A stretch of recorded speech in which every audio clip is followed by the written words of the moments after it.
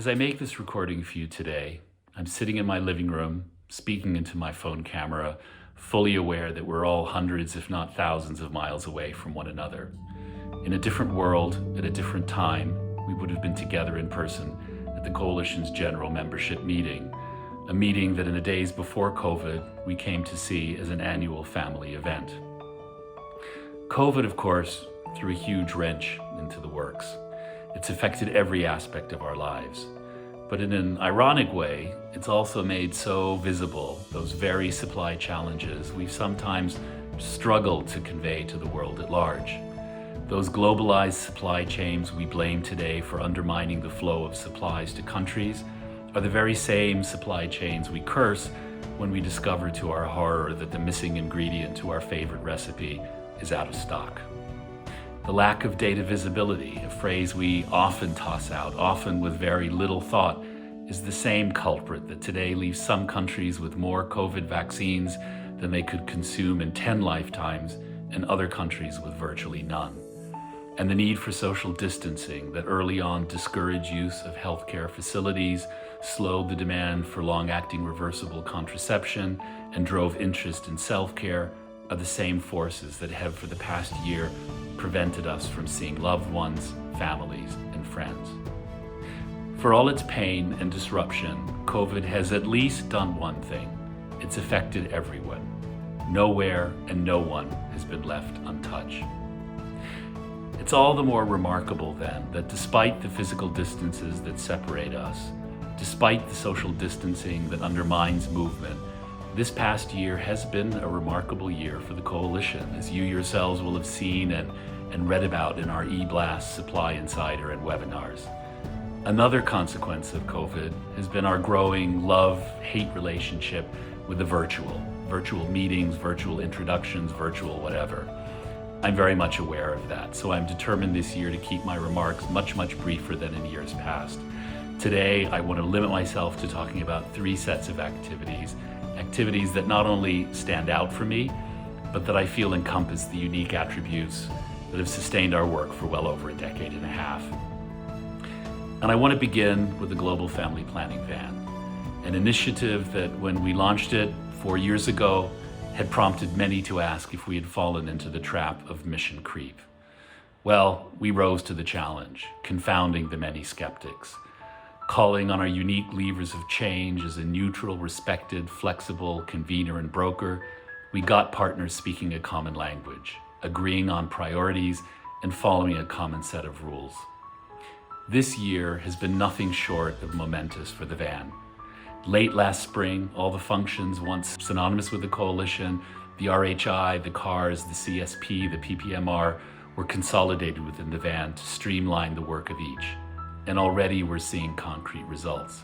The new efficiencies from that consolidation have resulted in more than $100 million in cost savings and new product procurement. This year already, the van has captured $26 million worth of orders and shipments of more than 35 different products across 136 countries. The van today comprises more than 50 member organizations, each of whom have signed on to a single joint agreement governing how data can be accessed, used, and shared. But just as impressive to my mind is how the van is already being put to use in ways that only a year ago would have been unimaginable. The online tool De-Risk, for example, which we unveiled just this last summer, helped market actors to gauge COVID-related shipment risks by drawing, at least in part, on shipment data from the van. The van is transforming the way our community thinks about data, uses data, and establishes the ownership of data. And all these accomplishments speak to the extraordinary commitment, dedication, and vision of all who play their part in it, from the members of its management team, to its country partners, to its steering committee, and so many others. It's become, without a doubt, one of the jewels in our crown, and a true testament to what we call the power of partnership. But that power of partnership has also inspired our members and many donors to target their energies in helping fulfill our vision of a truly reproductive health supplies coalition, where family planning stands as one of a host of health areas. The application of what we often call our supplies lens is getting many in the health community to think of their work in totally new ways.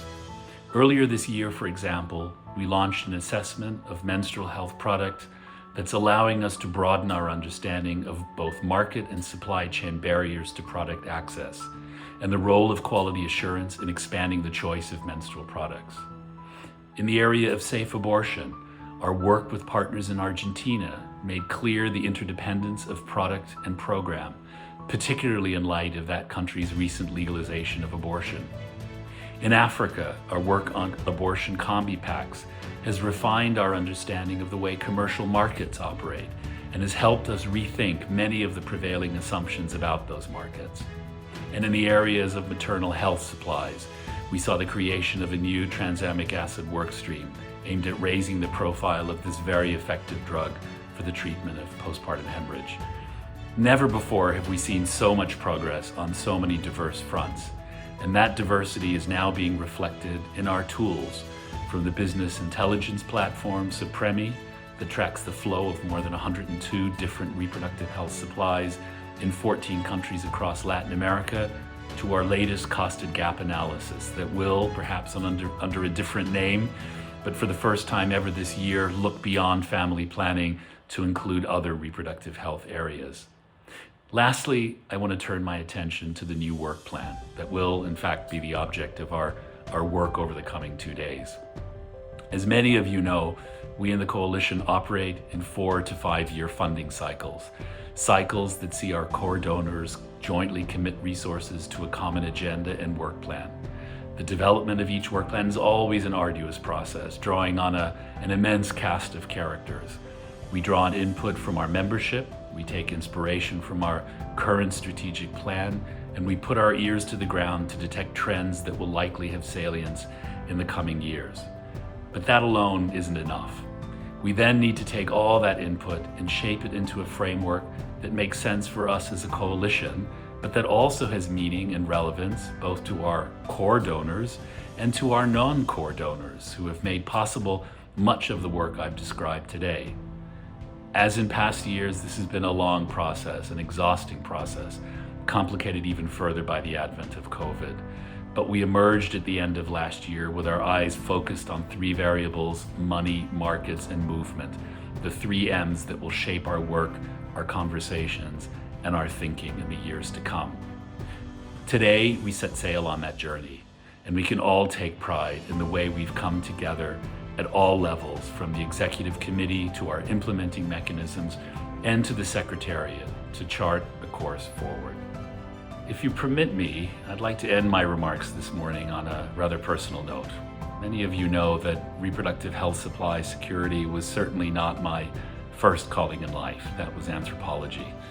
And I have one particular memory from my student years in a small rural community in northern Peru. That memory is of an ancient tradition throughout the Andes called a minca or minga. The closest comparison I can think of in North America might be a barn raising, a communal effort where volunteers come together to lighten a job that otherwise would be overwhelming. And in return, those who contribute are assured that others will come to their aid when the need arises. That shared vision, coordination, and goodwill are hallmarks of minca. And so as I welcome you today to, dare I say it, our virtual minca, I just wanted to thank you. I wanted to thank you for having tirelessly carried on through the pressures of COVID, for having helped us deliver results we can all be universally proud of, and for having come together today to chart our course for the coming 4 years. Thank you very much.